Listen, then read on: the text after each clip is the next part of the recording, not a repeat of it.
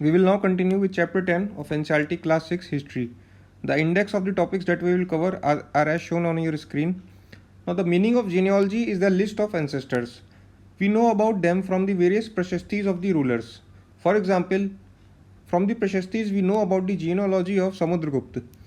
The earlier kings they used the title Raja.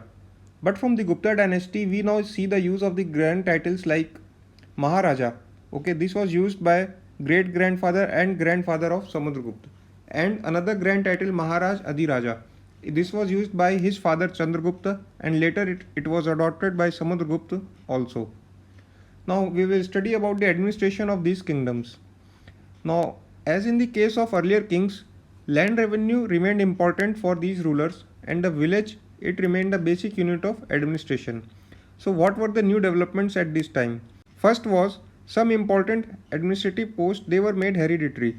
For example, the poet Harisena in the court of Samudragupta was made Mahadand Nayak or also called chief judicial officer like his father.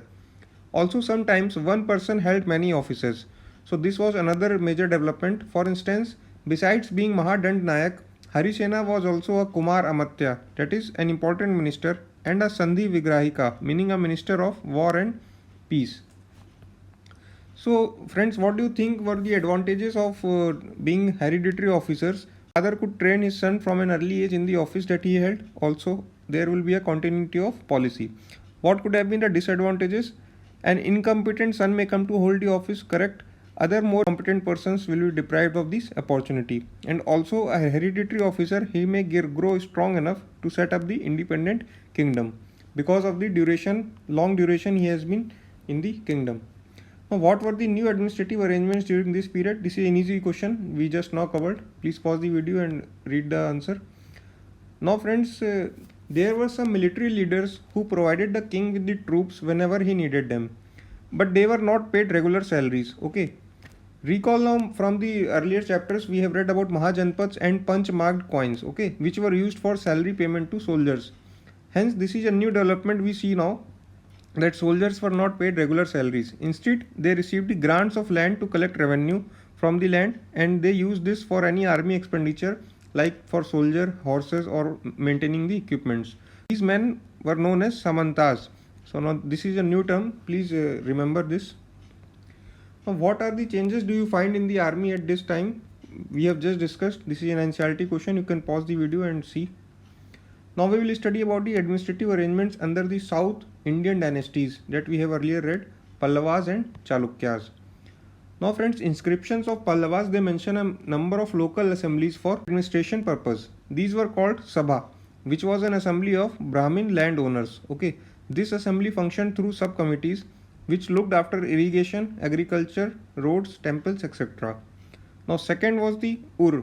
This was the village assembly found in areas where the landowners were not Brahmins. Okay, so there were two types of assemblies based on whether the landowner is a Brahmin, then it was called Sabha.